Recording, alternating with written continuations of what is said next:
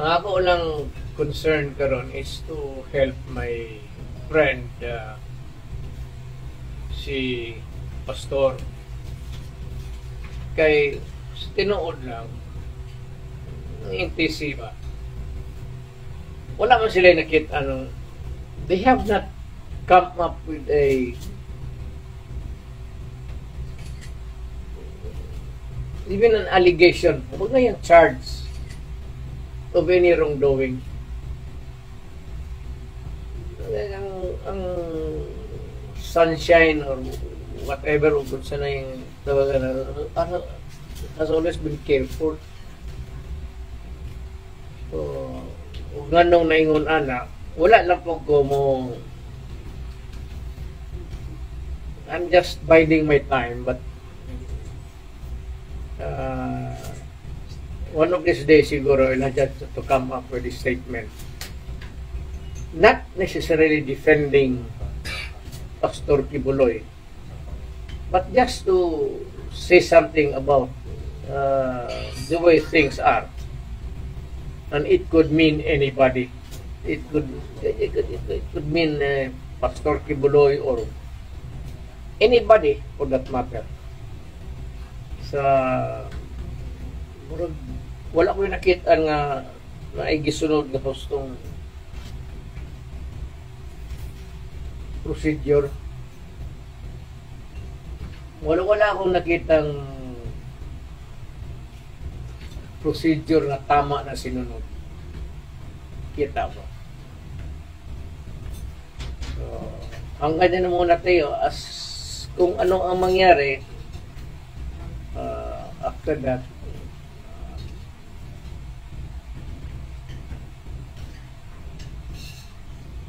Kasi nadali yung aking gikan sa masa.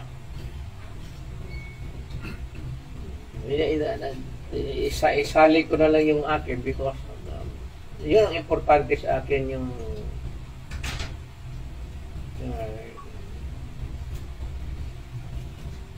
ayaw kong I do not want to confront the president, but rather I'd like to talk to him indirectly kung bakit ganon. Ako, as far as I am concerned, I have not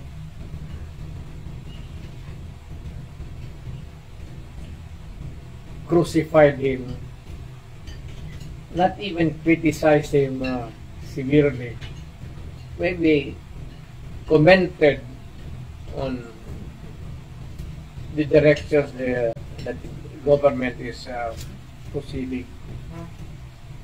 Yun lang naman. Wala akong nakitang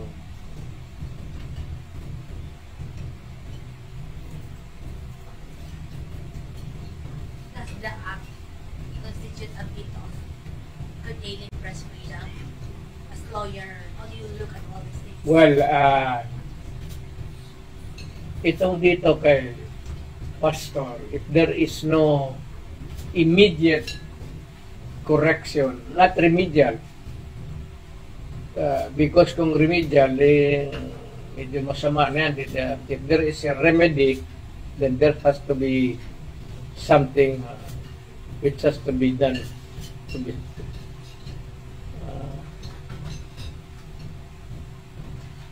I don't know, it's between them and hindi man ako mag-ano, I've never interfered. Hindi ba rin si Pastor never ask me to intervene or whatever. Ever since, wala talaga. So, hindi naman niya akong otherwise, kung kinausap niya ako noon, hindi pumasok na ako sa eksena, pero wala. Yan ang ano ko lang. As there is still time for them to correct if there is something to correct. Gawin na nila ngayon. Wala naman akong ako naman sa gikan sa masa. I don't know if I strayed along the courteous path. Hindi correct but courteous.